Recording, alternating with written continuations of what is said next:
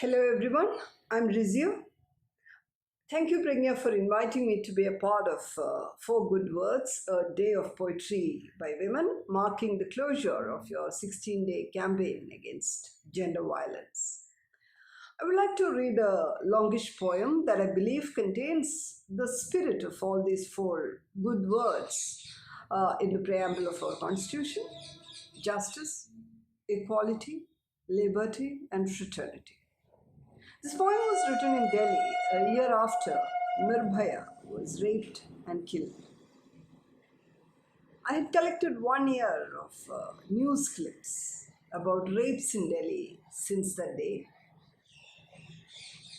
and I found that even as the protests and prayers were raging in the city, women were continuing to be raped, with not many noticing.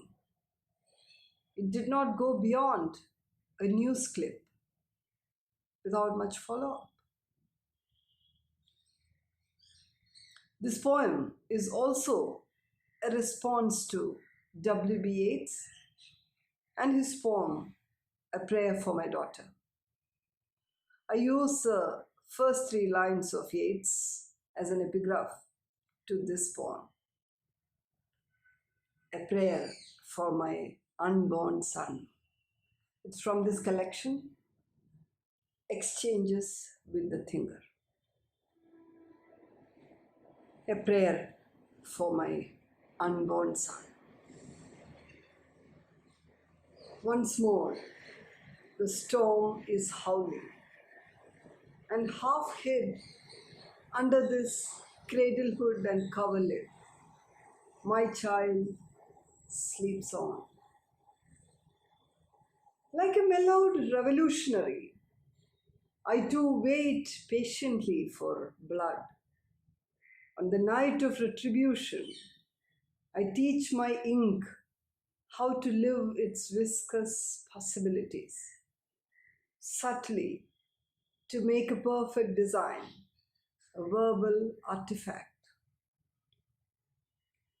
I reserve irony for calamities and dole it out well with memory and smirks. The Irish poet begins well, but my own feverish time offers me no leisure to rhyme things thus or force life upon the unborn. I savor the rage of the young at India Gate, instant reckoning for all patriarchal sins. I grin at the moderating editors on screen who lose it when their panelists outclamor them. I survey the vendors, dubbed as quasi-criminals, types of ugly politicians, numb policemen.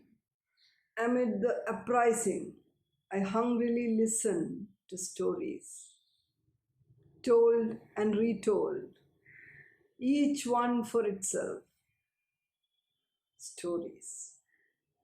Like a keen humanist, I season my voice.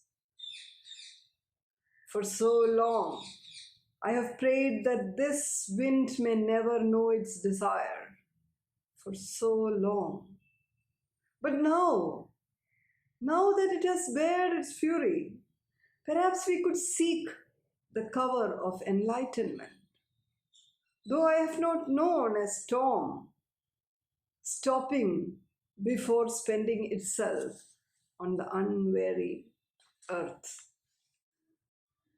The storm studies me as it gathers itself and vows to expose the finest of my wiles.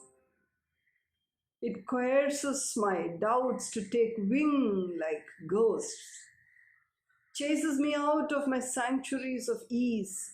It tempts me with the distant poetic device of imagined blood, dazzles me sightless, unlocks my mouth. In these cruel times, what might make my appeals ring true? The storm demands that I walk back in time with nothing but a prayer untainted by irony.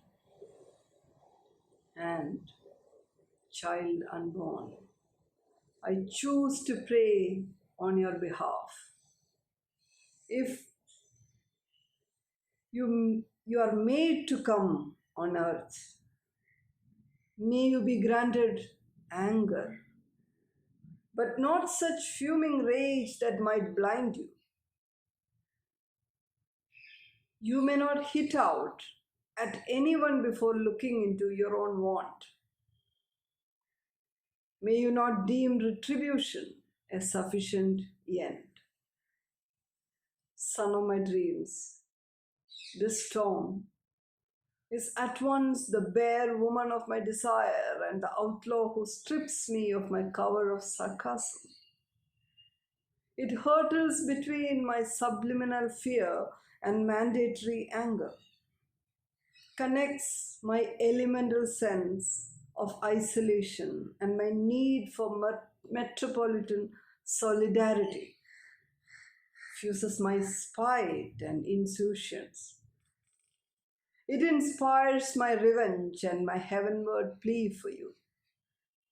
The wind and I, connecting us now, is a strange knowing of entrapment.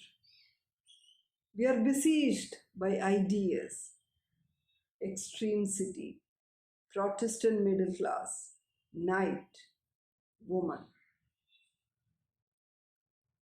We are encircled by images, dark home, desolate subway, crowded street, woman. We are delimited within time segments, exclusion, protection, aggression, woman.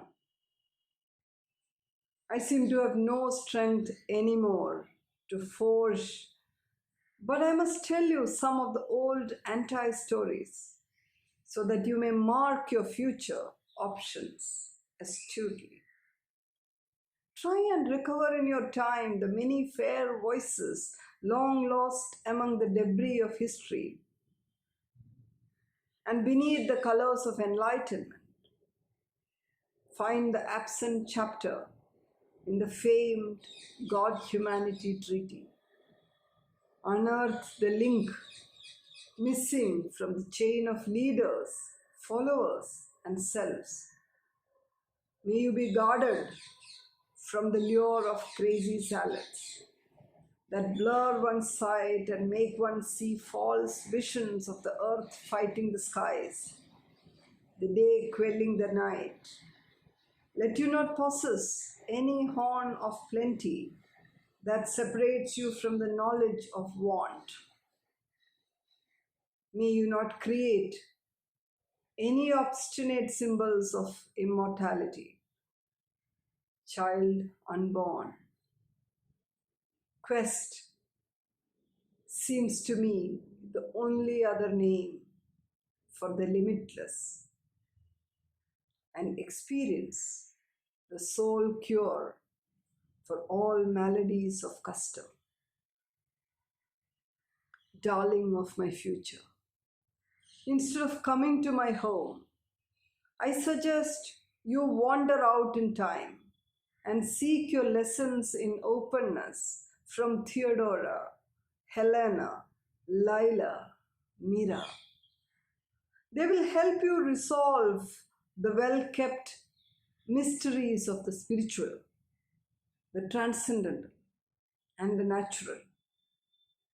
And if it comes to that, help you invert yourself into a lady nirvana, a Christ queen, a desert prophetess, or, if you like, the true mistress of Leela.